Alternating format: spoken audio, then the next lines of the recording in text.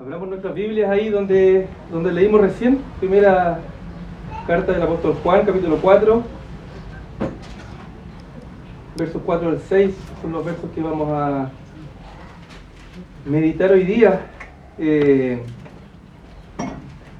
Versos en los que he estado meditando esta última semana por lo menos, y espero que puedan ser de edificación para ustedes también, lo que he podido reflexionar y extraer de aquí de manera personal. Hoy es un día especial, ¿verdad? Hoy tenemos que ir a votar, 17 de diciembre, hay un proceso de elecciones, ¿verdad? Algo que definirá lo que es nuestra nueva constitución. Ya hay dos opciones, ¿verdad? A favor o en contra de este proceso. Un proceso que comenzó hace algunos años y que se ha ido extendiendo. De alguna manera nos introdujeron este tema, que lo hicieron ver como algo obligatorio y necesario, que supuestamente iba a solucionar muchas cosas, ¿verdad? Bueno, pero tenemos que decidir, ¿verdad? Esto provoca incertidumbre en nuestra sociedad y ha provocado incertidumbre, porque no sabemos lo que va a pasar finalmente, no sabemos si este proceso terminará hoy o no. Y lo cierto es que vivimos en un mundo que es incierto, no solamente en un país en el cual hay incertidumbres, ¿verdad?, políticas, sociales, económicas, sino que vivimos en un mundo que es incierto, donde nosotros, como seres humanos, no tenemos el control absolutamente de nada, ¿sí? No podemos controlar las cosas, no sabemos lo que va a pasar el día de mañana. Hemos escuchado y si vemos las noticias nos encontramos con conflictos militares en distintas partes del mundo, ¿verdad? Guerras y rumores de guerras, como dice la Escritura. Nos encontramos con enfermedades, nos encontramos con pandemias, nos encontramos con situaciones de peligro. Y eso lo podemos comprobar viendo las noticias, por ejemplo. Abrimos esta ventana que es la televisión, ¿verdad? Y nos encontramos con noticias en distintas partes del mundo, con situaciones que causan inseguridad. Entonces, en el mundo hay palabras que son comunes o de uso común, como la incertidumbre, la inseguridad, ¿verdad? La preocupación, deben ser palabras que se usan harto en el mundo. La inseguridad, la incertidumbre. Para el mundo sin Cristo estoy hablando, ¿verdad? El mundo sin Cristo enfrenta todas estas situaciones de miedo, de temor, de miedo al futuro, ¿verdad? Pero no es así para nosotros, ¿verdad? No debe ser así por lo menos para nosotros, porque el creyente disfruta de la seguridad que Dios le da. El creyente disfruta de estar seguro en Dios. El creyente disfruta de esa paz, como dice la Escritura, que sobrepasa todo entendimiento. ¿Y por qué? Porque el creyente conoce a su Dios. El creyente conoce a su Dios y sabe que es un Dios soberano. Es un Dios que tiene el control de todas las cosas. Que nada escapa de su mano, ni aun la más mínima partícula, ni siquiera el polvo que está en suspensión está fuera del control de la mano del Señor. Y el más pequeño átomo, ¿verdad?, escapa del control de nuestro Dios. O si no, esto generaría un caos, o si no, esto sería un descontrol, ¿verdad? Pero la mano poderosa de Dios, la mano soberana de Dios controla todas las cosas. Si hay algo que escape de la mano de Dios, significa que Dios entonces no es soberano. Y si Dios no es soberano, entonces Dios no es Dios, ¿verdad? Pero el Dios que nos revela la Escritura, el Dios que nos revela la Biblia, tiene todo bajo control. Es un Dios absolutamente soberano. Nada escapa de su mano. Y además este Dios que es soberano es un Dios amoroso. Es un Dios bondadoso. Y es un Dios que nos tiene en sus manos. Es un Dios que nos tiene seguros en sus manos. Entonces, en medio de toda esta crisis con la que nos encontramos, ¿verdad?, como la que está pasando en nuestro país, como la que está pasando en el mundo, en medio de toda esta situación, nosotros podemos estar seguros en las manos de Dios. Y ese es el título de esta predicación.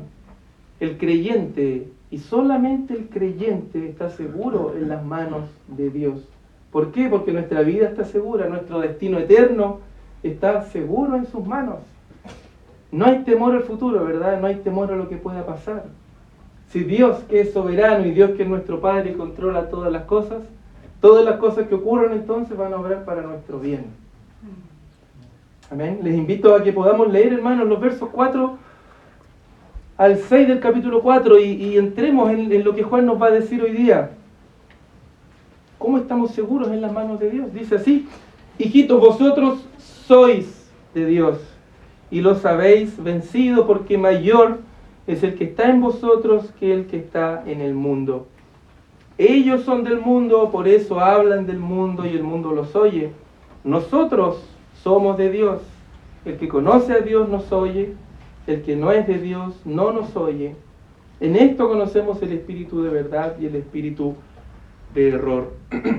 En los versos de la última vez que me tocó predicar, del 1 al 3, ¿verdad? Juan hacía una advertencia en relación a los falsos maestros, ¿verdad? Él les enseñaba cómo podían reconocer al Espíritu de Dios y el Espíritu del Anticristo, ¿verdad? Y hoy día Juan profundiza y les da convicciones, les da seguridad a estos hermanos que estaban siendo afligidos, que tenían incertidumbre, como lo hablamos al principio, ¿verdad? Que necesitaban con urgencia fortalecer sus convicciones. ¿Por qué? Porque estaban siendo engañados, porque el evangelio falso, ¿verdad? El que hemos descrito en otras oportunidades, estaba engañando, estaba distorsionando el evangelio verdadero, estaba llevándolos a la duda, estaba llevándolos a perder la convicción, a perder la fe y finalmente a abandonar la fe. Entonces Juan, ¿qué es lo que hace? Y vayan conmigo al texto. Juan comienza revelándoles dos verdades fundamentales. Y esto lo vemos en el verso 4. Y lo importante de estos hermanos es que estas verdades que les voy a mencionar no solo se aplican a estas personas en el primer siglo que leyeron la carta, ¿verdad? Sino que se aplica a cada creyente en cada época de la historia de la redención. Nosotros hoy día, 2000 años después, estas verdades se siguen aplicando. ¿Qué les dice Juan? Verdad número 1, verso 4. Hijitos, vosotros sois de Dios, parte diciendo, hijitos, con su tono amoroso, característico, ¿verdad? Vosotros sois de Dios. Y esta es la primera verdad. El creyente le pertenece a Dios. El creyente le pertenece a Dios. El creyente le pertenece a su Señor. El creyente es siervo de Cristo. Somos de su posesión. Él es nuestro dueño. Él es nuestro amo. Él es nuestro Señor. Fíjense cómo lo dice Pedro. En 1 de Pedro 2, 9 y 10. Vosotros sois linaje escogido, real sacerdocio, nación santa, pueblo adquirido por Dios. Dios nos ha adquirido. ¿Para qué? Para que anunciemos las virtudes de aquel, ¿verdad? Eso sigue diciendo. Y continúa hablando Pedro y él dice, vosotros que en otro tiempo no erais pueblo de Dios, pero que ahora sois pueblo de Dios. ¿Se dan cuenta? Un antes y un después. Que en otro tiempo no habéis alcanzado misericordia, pero que ahora habéis alcanzado misericordia. ¿Se dan cuenta? Para el creyente hay un antes y un después. En otro tiempo ustedes que estaban alejados, pero que ahora le pertenecen. En otro tiempo que ustedes seguían la corriente de este mundo, seguían al príncipe de las tinieblas, ¿verdad? Que éramos de la posesión, éramos hijos de ira. Lo mismo que los demás, estábamos esclavizados por el pecado. Y éramos ajenos a la existencia de Dios. Éramos enemigos de Dios antes, ¿verdad? Este es el antes. Pero ahora hemos sido libertados del pecado. Hemos sido perdonados. Nuestras cadenas de esclavitud han sido cortadas. Satanás ya no es nuestro amo, ya no somos hijos de ira. ¿Se dan cuenta? ¿Por qué? Porque le pertenecemos a Dios. Antes éramos sus enemigos, ahora somos sus hijos. Y esta es verdadera libertad, hermano, verdadera libertad del pecado, de la esclavitud y de la muerte eterna. Ese es el destino, ese era nuestro destino. Y esta doctrina, hermano, se llama la redención, la doctrina de la redención. Hemos sido redimidos, hemos sido adquiridos por Cristo. Y si pensamos un poco en esto, en la redención, en que Dios nos ha comprado, Dios nos ha adquirido para sí, nos ha hecho su pueblo, los escritores del Nuevo Testamento utilizan distintas palabras para referirse a esto, a la redención. Pero les quiero hacer una ilustración para que lo entendamos de una manera más clara. Y yo meditaba en esto, en la redención y cómo el Señor nos ha comprado del lugar donde estábamos. Y resulta que, imagínense esto, nosotros estábamos endeudados, ¿ya? Nos endeudamos. Y nos endeudamos de tal manera que no podemos pagar nada. Y resulta que perdemos nuestro trabajo, no tenemos dinero. Resulta que perdemos la casa. Resulta que perdemos el auto. Resulta que la familia nos deja. Resulta que nuestros hijos nos dejan. Y finalmente caemos en la cárcel. Caemos en la cárcel en un calabozo. No tenemos cómo salir de ahí. No tenemos cómo pagar Estamos entregados a nuestra propia suerte, a nuestro propio destino, en la más absoluta miseria. ¿Qué nos espera? Solamente la muerte. No hay nadie que nos pueda sacar de ahí. ¿Quién nos podría sacar de ahí? Alguien con dinero, alguien que pueda pagar nuestra deuda. Un pariente, alguien cercano, ¿verdad? La única manera que podamos salir de ahí. Nosotros estamos en la bancarrota. No hay dinero en nuestra cuenta. Estamos endeudados, estamos en la cárcel. ¿Hasta cuándo? Hasta que aparece Cristo. Hasta que aparece Cristo y nos compra. Hasta que aparece Cristo y paga esa deuda que era imposible de pagar por nosotros. Cristo la pagó. Y esa es la redención.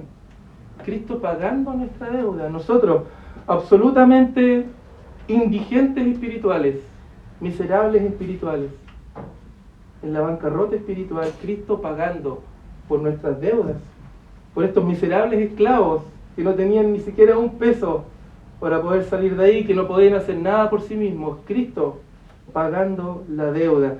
Tal como el pariente redentor, ¿recuerdan en el Antiguo Testamento la historia de Ruth, Noemí? Que estaban en la miseria, ¿verdad? Y llega este pariente redentor que las redime. Así es Cristo por nosotros. Estábamos en la miseria, necesitábamos que alguien nos comprara, que alguien pagara nuestra deuda. Y eso es lo que hace Cristo. Paga nuestra deuda, nos rescata de la indigencia espiritual en la que estábamos. En esa condición estábamos, hermanos, usted y yo, en la más absoluta miseria. Si pensamos en eso, ¿verdad? ¿Y dónde estamos ahora? En la más absoluta riqueza en Cristo. Porque en Cristo están escondidos todos los tesoros. Cristo es absolutamente dueño de todo. Y nosotros estamos en Cristo ahora, bendecidos con toda bendición. Qué increíble pensar en eso, hermanos, que éramos indigentes, estábamos presos, esclavos. No podíamos hacer nada por nosotros solos. Y Cristo va y nos compra, nos libera, nos redime. Y nos deja libres, sin pedirnos nada a cambio, sin nosotros poner absolutamente nada. Él nos compra y se hace nuestro dueño. Y no nos compra con oro, no nos compra con dinero, no nos compra con cualquier tipo de moneda, ¿verdad? Nos compra con algo mucho más valioso, que es su propia sangre. Sangre derramada en la cruz. Fíjense como lo dice Pedro también. Sabiendo que fuisteis rescatados, ¿verdad? Siempre hablando en un antes y un después, de vuestra vana manera de vivir, la cual recibiste de vuestros padres, no con cosas corruptibles como oro o plata, sino con la sangre preciosa de Cristo, como de un cordero sin mancha y sin contaminación, ya destinado desde antes de la fundación del mundo, pero manifestado en los posteros tiempos por amor de vosotros. ¿Se dan cuenta? Cristo nuestro Redentor. Cristo nos ha redimido. Cuando no teníamos esperanza, Cristo entregó su sangre por nosotros y nos compró. Hermanos, ¿cómo espero, cómo deseo que podamos ver esto, que podamos ver en la condición en la que estábamos? Que íbamos camino al infierno, que íbamos camino al lago eterno de fuego que arde eternamente. Que íbamos en camino a recibir la ira justa de nuestro Padre. Porque si usted puede ver eso, si usted puede ver la justa condenación a la que íbamos, más va a valorar ahora lo que ha recibido en Cristo. Ser de su posesión, ser hijos de Dios, del polvo a la gloria, como hemos hablado en otras oportunidades, ¿recuerdan? Criaturas hechas del polvo que van a ser glorificadas junto al Padre. Eso es increíble, ¿verdad? De la muerte espiritual donde estábamos a la vida eterna, gloriosa con nuestro Señor. De los calabozos de esclavitud, ¿verdad?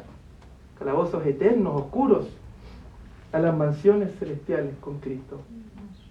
¿Qué hicimos para ganar eso? Nada. Absolutamente nada. Todo es por Cristo, todo es por medio de Cristo, todo es por la cruz, todo es por la sangre de Cristo derramada por nosotros, perdón. Y aquí, hermanos, antes de seguir avanzando, quiero detenerme. Estamos hablando de que le pertenecemos a Dios. Hijitos, vosotros sois de Dios. ¿Por qué? Porque Cristo nos compró. Le pertenecemos. Y esto es una doctrina que es la redención, pero esto no queda solamente en nuestra mente. Esto no queda solamente en algo intelectual. Que Cristo nos haya comprado significa que Cristo es nuestro dueño hoy día. Él es nuestro Señor. Y que Él sea nuestro Señor no es solamente algo que tenemos que decir con la boca, es algo que tiene que manifestarse en nuestra vida. Y pienso en las palabras del apóstol Pablo, que lo veíamos en la semana, en Gálatas 2:20, ¿recuerdan? Las palabras de Pablo deberían ser nuestras palabras también. Si realmente fuimos redimidos y comprados por Cristo, junto con Pablo deberíamos decir, ya no vivo yo, mas vive Cristo en mí. ¿Se da cuenta que para Pablo era una realidad? Y lo que ahora, fíjense de nuevo el antes y el después, y lo que ahora vivo en la carne, lo vivo en la fe del Hijo de Dios, el cual me amó y se entregó a sí mismo por mí. Lo que vivo ahora, lo que yo hago, mi manera de vivir, lo vivo en la fe del Hijo de Dios. Ya no vivo yo, ya no son mis deseos, ya no son mis anhelos, ya no son mis pensamientos, ya no es mi voluntad. Son los deseos de Cristo, los pensamientos de Cristo, la voluntad de Cristo. ¿Se dan cuenta que la redención debería llevarnos a vivir de una manera determinada, una manera que glorifique al Señor? Porque ya no somos dueños de nosotros mismos, le pertenecemos a Cristo. Cristo vive en mí, debería ser una frase que esté en nuestra mente en cada momento, ¿verdad? Ya no vivo yo, mas vive Cristo en mí. ¿Se dan cuenta? Entonces, aquí debemos reflexionar.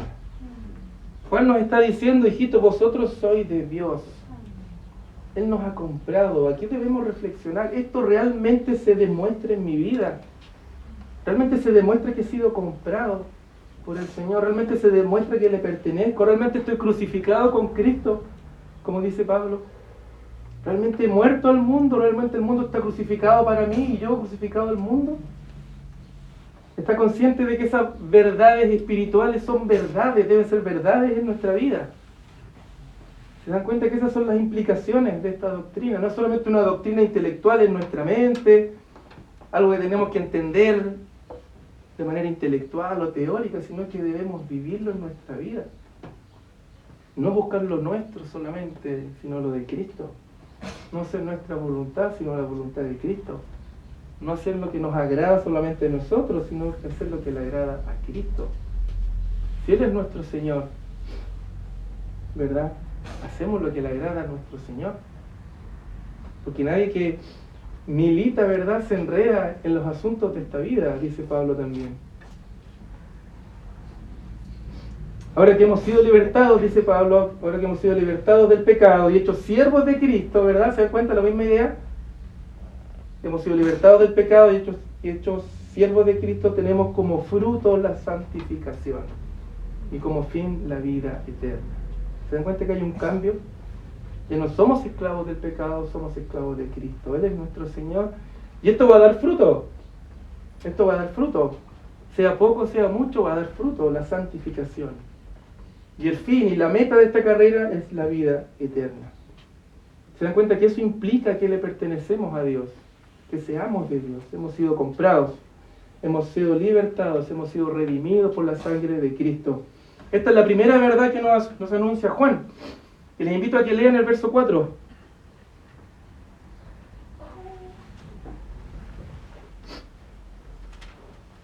Vosotros sois de Dios y los habéis vencido, dice la segunda parte.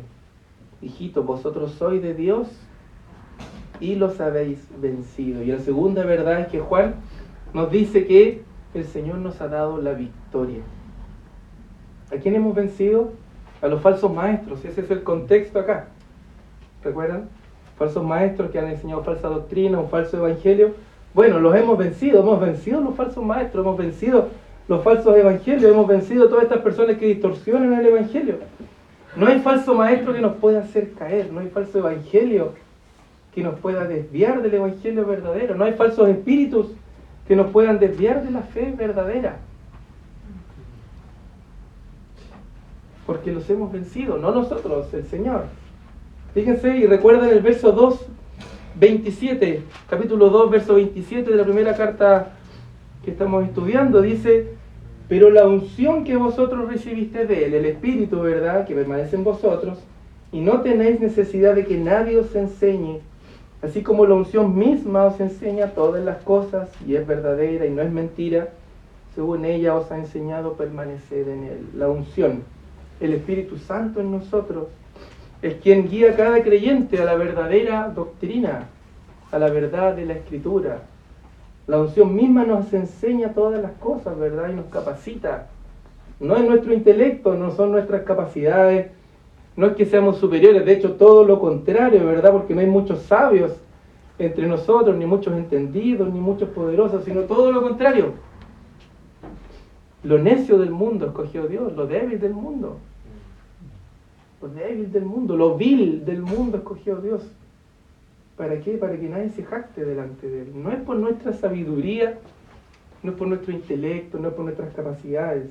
Es el Espíritu Santo en nosotros quien nos guarda del error. Nos guarda de desviarnos en falsos evangelios y en falsa doctrina. ¿Se da cuenta? El Espíritu Santo en nosotros nos guarda del error y por eso hemos vencido a los falsos evangelios, por eso hemos vencido a los falsos maestros. Por eso reconocemos el error y el engaño, porque el Espíritu Santo nos lleva a la verdad. ¿No tendremos diferencias doctrinales entonces con los demás hermanos? ¿O todos los demás están equivocados? No se trata de eso, ¿verdad? Pero hay verdades fundamentales en las cuales vamos a estar de acuerdo. La Trinidad, la deidad de Cristo, la realidad del pecado, la realidad del infierno, la justificación por la fe. Doctrinas que son fundamentales. Podemos tener diferencias menores, pero en estas doctrinas no pueden haber errores porque el Espíritu Santo nos preserva de este tipo de errores. ¿Se dan cuenta? Esto, hermano, esto que les estoy diciendo debe darnos seguridad. Le pertenecemos al Señor y hemos vencido al engaño, hemos vencido el error, no nosotros, el Señor en nosotros. Estamos seguros en las manos de un Dios que nos guarda del error. Por eso el título de esta predicación. Estamos seguros en las manos de un Dios que nos guía a la verdad, que nos da el entendimiento necesario para reconocer la verdad y entender doctrinas básicas de la salvación. Esto yo me lo imaginaba así, como un padre, ¿no es cierto? Como los que somos padres, ¿verdad? Que estamos atentos a nuestros hijos, que no metan los dedos al enchufe, por ejemplo, o que no jueguen con tijeras, o que no jueguen con cosas que pueden ser peligrosas, con cuchillos, ¿verdad? Estamos atentos a eso, ¿verdad? Los cuidamos. ¿Qué pasa si dejamos solos a nuestros hijos? Cualquier cosa puede pasar. Pero estamos atentos, cuidándolos, ¿verdad? Guardándolos del peligro. Bueno, lo mismo ocurre con nuestro Dios. Nosotros somos esos niños pequeños que la pasaríamos metiendo los dedos al enchufe, la pasaríamos jugando con cosas peligrosas, ¿verdad? Y esto se traduce en que nos desviaríamos siguiendo cualquier maestro, siguiendo cualquier doctrina, siguiendo cualquier evangelio. Pero la unción, el Espíritu Santo en nuestras vidas nos capacita, nos guarda del error, nos da el entendimiento, nos lleva a la verdad. Seguros del error en las manos de Dios, seguros del error. Porque si Él comenzó la obra, ¿verdad? Y eso creemos, ¿verdad? Nosotros creemos en un Dios que es soberano, que la salvación es un hecho soberano del Señor, eso creemos, ¿verdad? Y si Él comenzó esta obra, Él la va a llevar a buen término, Él la va a llevar a la consumación. ¿Recuerdan las palabras de Juan un poquitito más atrás? Salieron de nosotros, pero no eran de nosotros, porque si hubiesen sido de nosotros, habrían permanecido con nosotros. ¿Se dan cuenta? El Señor nos hace permanecer en la doctrina correcta. Porque si salimos de aquí significa que nunca comenzó en nosotros la buena obra. El Señor la llevará a buen término, el Señor la comenzó. Y Él la llevará a la glorificación, en la eternidad, ¿verdad? Y hay un fundamento sobre el cual están firmes estas dos verdades. Verdad número 1, que le pertenecemos a Dios, y verdad número 2, que el Señor nos ha dado la victoria, que somos vencedores. Y Juan nos dice cuál es la verdad, cuál es el fundamento que sostiene estas dos verdades. Y él dice, verso 4, la segunda parte, porque mayor es el que está en vosotros que el que está en el mundo. Y ese es el fundamento. Es mayor el que está en nosotros que el que está en el mundo.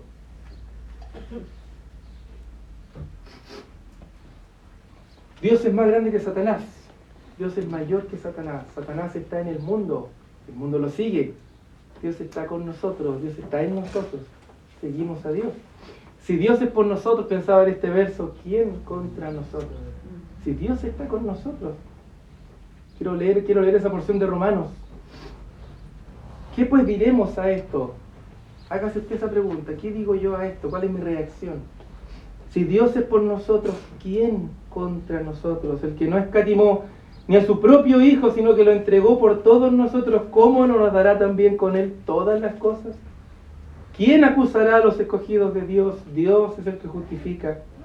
¿Quién es el que condenará? Cristo es el que murió, más aún el que también resucitó, el que además está a la diestra de Dios, el que también intercede por nosotros. ¿Quién nos separará del amor de Cristo? ¿Qué diremos a esto? ¿Cuál es nuestra reacción a esto? ¿Temor? ¿Miedo? ¿Inseguridad? ¿Angustia? Todo lo contrario, ¿verdad? Seguridad, gozo. ¿Quién contra nosotros? Si Dios está con nosotros, ¿quién contra nosotros? Seguros en las manos de Dios. Ese es el punto principal de esta predicación. Estamos seguros en las manos de Dios, porque Dios es mayor que Satanás. Satanás, la serpiente antigua, ¿recuerdan?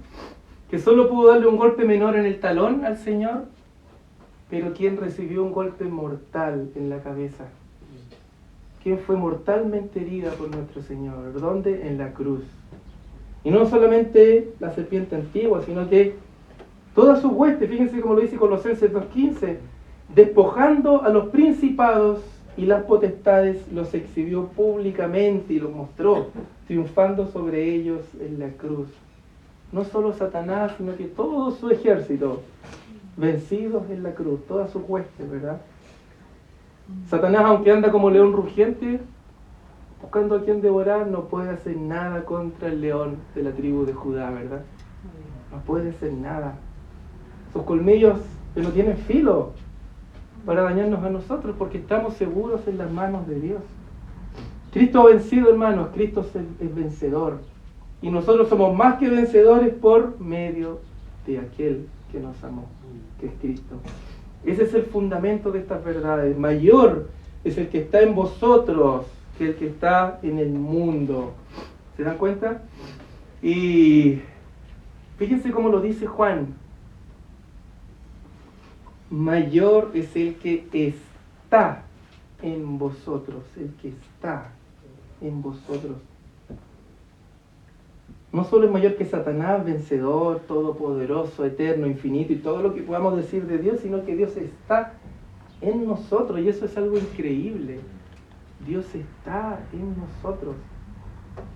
Ese Dios infinito que ni los cielos de los cielos pueden contener.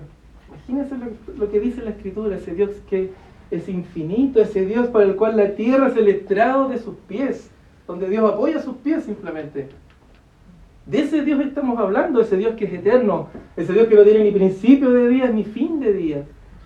A ese Dios que nadie puede venir y decir ¿qué haces? Ese Dios que controla todas las cosas con la diestra de su poder. Todo está en su mano, todo el universo controlado por su mano. Ese Dios que habló, que dio la orden, dio el susurro y existió y ocurrió la creación. De ese Dios estamos hablando, hermanos, de ese Dios. Y tantas otras cosas podríamos decir de nuestro Dios, ¿verdad? Y ese Dios, hermanos, está en nosotros. Está en nosotros de manera individual, ¿verdad? Cada uno de sus hijos y también en nosotros como iglesia. La presencia del Señor en nuestra vida, algo que es increíble, ¿verdad? Y esto, pensar en esto, que Dios está en nosotros, tiene implicaciones, hay implicancias en esto. La presencia del Señor en nuestras vidas, como lo dije, implica que somos guardados por Dios, que somos preservados del error, que nuestra salvación es segura, que somos más que vencedores por medio de Él, ¿verdad? Pero que Dios habite en nosotros implica también que estamos siendo santificados. Estamos siendo santificados y esa es una evidencia de que Dios está en nosotros. Si no estoy siendo santificado, entonces debería dudar realmente si Dios está en mí. Un solo ejemplo les quiero dar. ¿Recuerdan Moisés en el desierto? El Señor que les dice, quita el calzado de tus pies, porque el lugar que pisas es tierra santa, ¿verdad? ¿Tenía algo de especial esa tierra? No, tierra común y corriente. ¿Pero qué lo hacía santa? La presencia del Señor ahí. ¿Qué hacía santo el lugar santísimo? La presencia del Señor ahí. Entonces el Señor donde habita, santifica. El Señor donde habita, santifica. Si el Señor está en mí, el Señor me santifica. Si el Señor está en nuestra iglesia, el Señor nos va a santificar. Estas son las implicaciones de que el Señor esté en nosotros. ¿Y cómo lo hace? Por medio de su palabra, por medio de la exposición de su palabra. Lo leíamos recién en los versos de Juan. El último verso decía, santifícalos en tu verdad, tu palabra es verdad. La palabra del Señor santifica. La palabra del Señor expone nuestro pecado. La palabra del Señor expone el carácter de Dios. ¿Quién es Dios? ¿Qué es lo que ha hecho por nosotros? ¿Qué demanda de nosotros? La presencia del Señor en nosotros nos santifica. Nos da la victoria, nos preserva, nos guarda del error. Eso es seguro, hermanos, eso es algo seguro. No depende de nuestros sentimientos de hoy, no depende de lo que sintamos hoy día, eso es algo seguro. ¿Por qué? Porque mayor es el que está en nosotros que el que está en el mundo. Dios es mayor que Satanás. Dios ya lo ha vencido. ¿Lo cree, hermano? ¿Lo cree? Debe creerlo. Debe creerlo. Debe creerlo. Porque si dudamos, estamos dudando del carácter de Dios. Estamos dudando de su carácter en ponerlo en duda. Este Dios que todo el Antiguo Testamento ha prometido y ha cumplido todo lo que ha prometido, ¿cómo vamos a dudar de Él si todo lo que ha prometido lo ha cumplido? Ofendemos su carácter si dudamos. Ofendemos su carácter si dudamos de estas cosas. Su carácter es inmutable, su carácter no cambia. En Él no hay sombra ni de variación. Él no es como nosotros. Nosotros somos cambiantes, ¿verdad? Pero Dios no es así. Dios cumple sus promesas. Dios cumple lo que ha dicho. Su palabra es verdad, decíamos recién. Su palabra es verdad. Debemos creerlo. Debemos tener seguridad en nuestro Dios porque estamos seguros en sus manos. Y Juan continúa hablando luego de que nos revela estas dos verdades, de que le pertenecemos a Dios, de que Dios nos ha dado la victoria y ha revelado el fundamento de que Dios es mayor que el enemigo. Juan ahora hace un contraste entre el mundo y los creyentes. Él dice en el verso 5, leamos versos 5 y 6. Ellos son del mundo. Fíjense, mirándolos desde lejos. Ellos, los falsos maestros que enseñan mentiras, los que siguen a esas personas. Por eso hablan del mundo y el mundo los oye. En cambio nosotros somos de Dios. El que conoce a Dios nos oye. El que no es de Dios no nos oye. En esto conocemos el espíritu de verdad y el espíritu de error. Juan hace un contraste aquí entre estos dos grupos. Ellos, los que están en el mundo, y nosotros. Dos grupos que son totalmente y radicalmente diferentes. Ellos hablan del mundo, dice Juan. Sus enseñanzas, lo que enseñan, su doctrina, su pensamiento es del mundo. Los deseos de la carne, ¿verdad? Los deseos de los ojos, la vanagloria de la vida. Todo eso proviene del mundo y eso es lo que enseñan.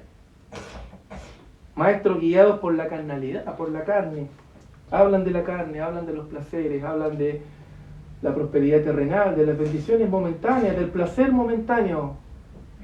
Ignorando la gloria de Dios, ignorando que todo es para la gloria de Dios. Eso hablan y eso enseñan. Mentes que están corrompidas aún por su pecado. ¿Qué más evidente hoy día, hermanos, que el falso evangelio de la prosperidad? U otros tantos evangelios falsos que andan dando vuelta, ¿verdad? Hablar de riqueza, hablar de bendiciones económicas, hablar de dinero, de prosperidad, de cumplir tus sueños, ¿verdad? De todo lo que tú deseas en esta vida. Todo lo contrario de lo que leíamos recién del apóstol Pablo. Ya no vivo yo, más vive Cristo en mí. ¿Se dan cuenta? No puede ser más opuesto a lo que es la realidad del evangelio. ¿Quiénes van a escuchar a estos maestros que enseñan estas cosas? Los que están en el mundo, los que están en la carne todavía. Los que todavía son esclavos de Satanás. Los que no han sido liberados del pecado. ¿Y por qué entonces las iglesias se toleran muchas de estas cosas aún? ¿Por qué escuchamos de estas cosas aún en las iglesias? Evangelios distorsionados que nos hablan de las bendiciones que vas a recibir en Cristo, de todo lo que Él te ama, de todo lo bueno que vas a recibir. pero no hablan del pecado, no hablan de que le hemos ofendido, no hablan de su carácter santo y de la culpabilidad de todos los hombres delante de Dios. ¿Por qué? ¿Por qué se tolera esto? Porque muchas iglesias no han cortado la amistad con el mundo todavía. Siguen siendo amigos del mundo, coquetean con el mundo. ¿Y para qué lo hacen? Para atraer más personas. Pensando que una iglesia exitosa es una iglesia que está llena y que todo el tiempo está llegando gente y crece y crece y crece. Y se olvidan de que ese no es el éxito, según el Nuevo Testamento, sino que la pureza, la santidad y la fidelidad. ¿Se dan cuenta? ¿La fidelidad a qué? A la palabra, al Señor. ¿Qué le dice el Señor al siervo que fue poco en lo fiel? Sobre mucho te pondré, entra en el gozo de tu Señor. Sobre poco fuiste fiel. Fue fiel al Señor. Ahora en lo más mínimo. ¿Se dan cuenta? Podemos traer acá entonces a alguien entretenido, ¿verdad? Que hable cosas entretenidas, cosas del mundo, de la prosperidad. ¿Y qué va a pasar con eso? ¿Quién va a llegar a la iglesia? Gente del mundo, hombres carnales, ¿verdad? Que buscan estas cosas. Que quieren escuchar lo que su corazón corrompido busca, lo que su mente busca. El mundo en la iglesia. El mundo en la iglesia.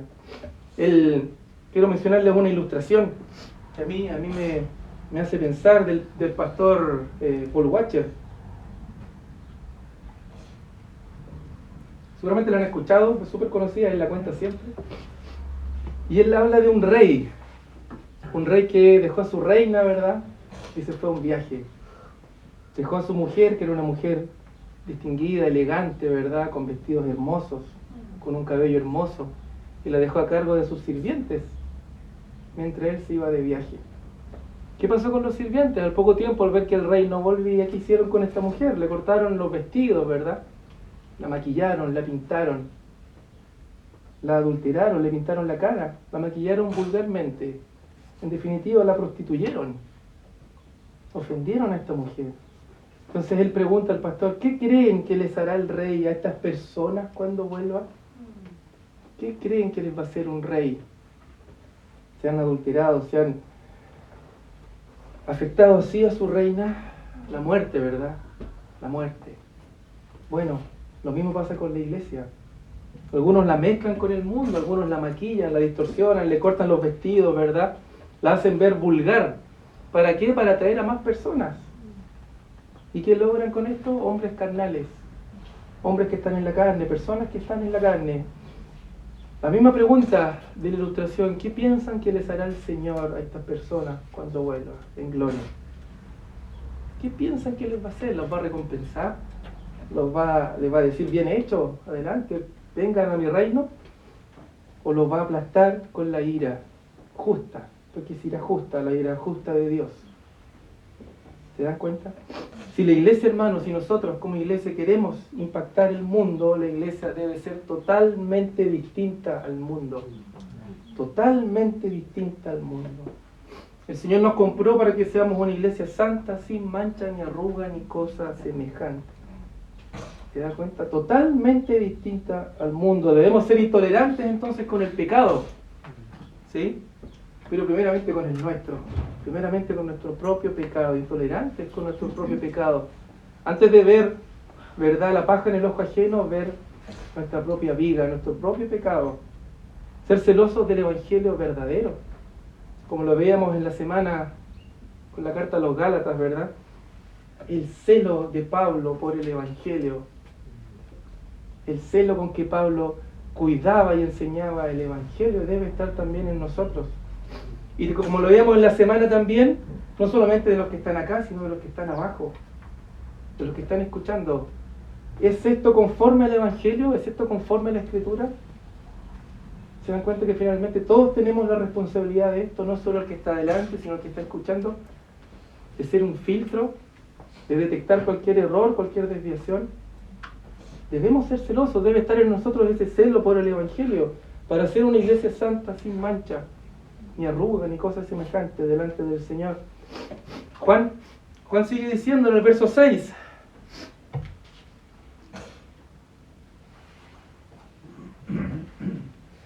Nosotros, a diferencia de ellos, ¿verdad? Que buscan el mundo, que buscan la carne, que buscan estas cosas, nosotros somos de Dios, le pertenecemos.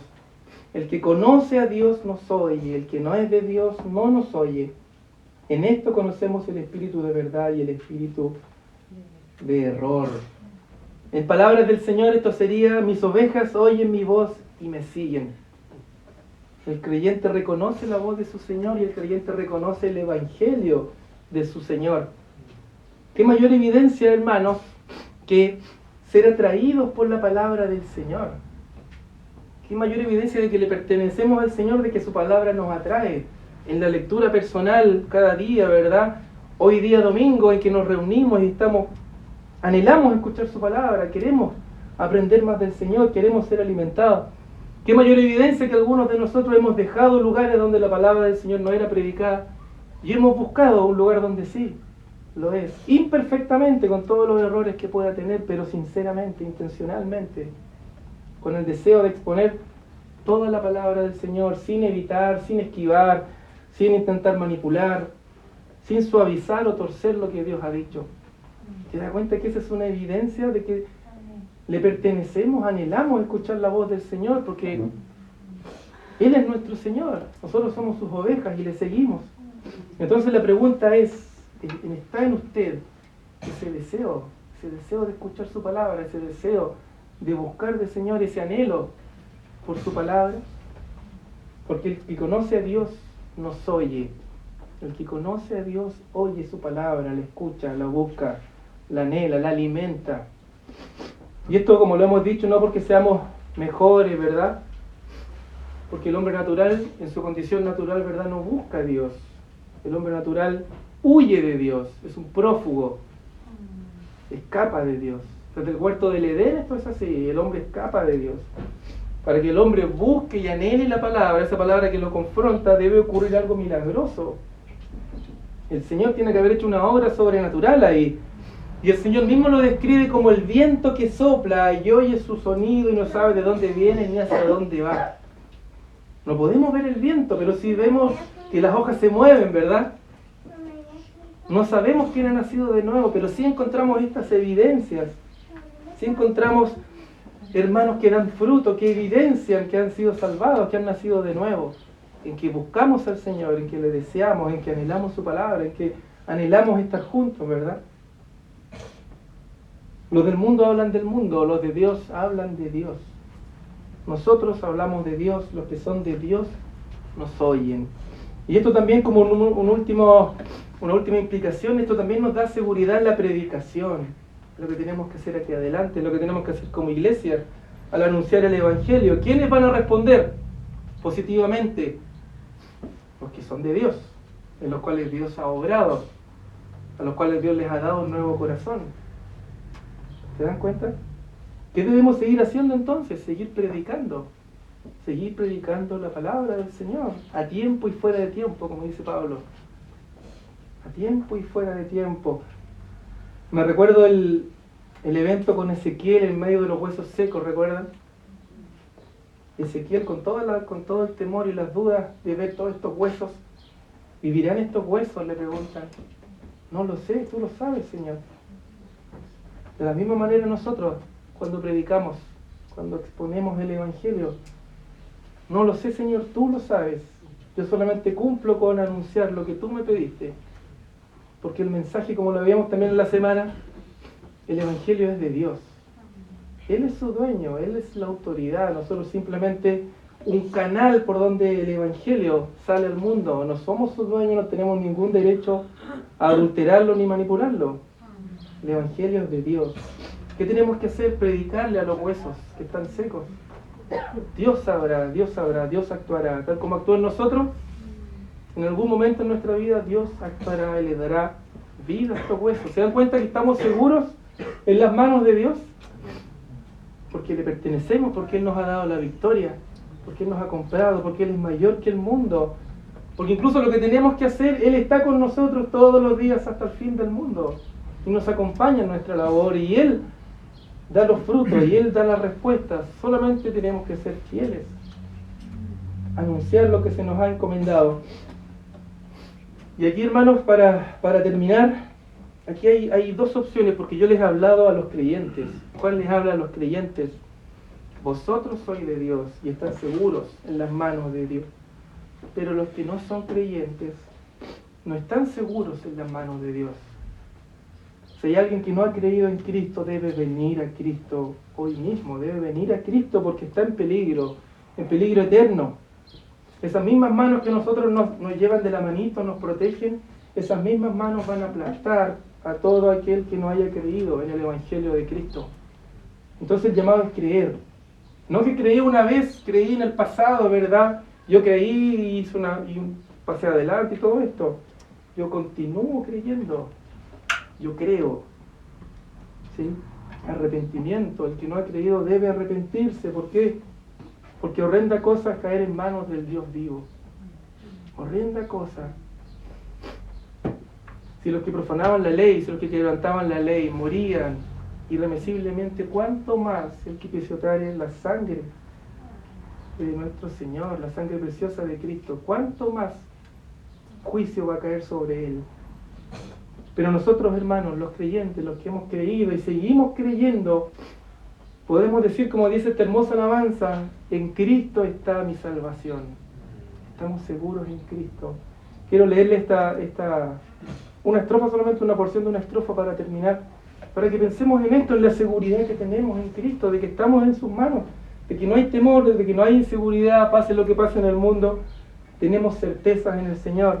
Dice así: no hay poder ni voluntad que de Él me pueda apartar. Hasta que vuelva a Cristo o muera yo, en el poder de Cristo estoy. ¿Se dan cuenta que eso lo podamos decir con verdad, con realidad, con convicción en nuestras vidas? Estamos seguros en las manos de nuestro Señor. Amén. Padre Celestial, Señor, gracias por su palabra, porque nos alienta, Señor, nos da seguridad en medio de este mundo, nos da confianza, certeza, Señor, de que usted ha vencido el mundo, de que usted es mayor que el mundo, Señor, y nosotros estamos en sus manos, Señor.